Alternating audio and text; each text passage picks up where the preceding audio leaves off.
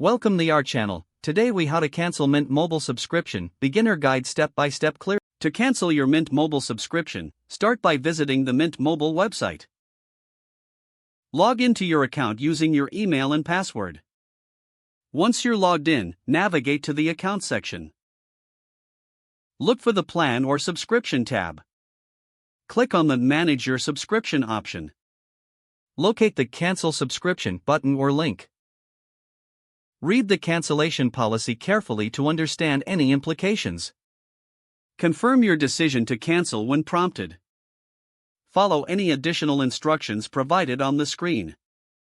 You will receive a confirmation email once your subscription is successfully canceled.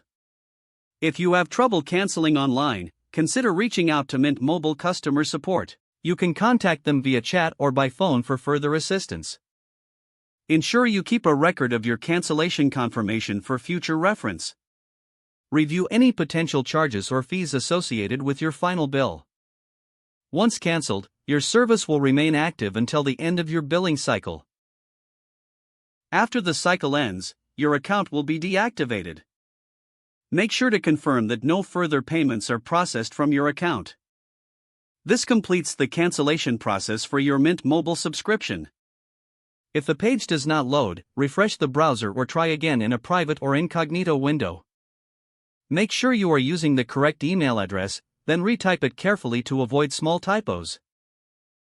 If your password is not accepted, use the reset option and create a new strong password you can remember. Check your spam folder for verification or security emails, then complete any requested confirmation steps. Enable two-factor authentication if available to improve account security and reduce unauthorized access risk. After signing in, review your profile details so your contact information and settings are accurate. If you see an error message, note it down and try again after restarting your device and internet connection. Log out when you finish, especially on shared devices, to keep your account and payment information secure. If the page does not load, refresh the browser or try again in a private or incognito window.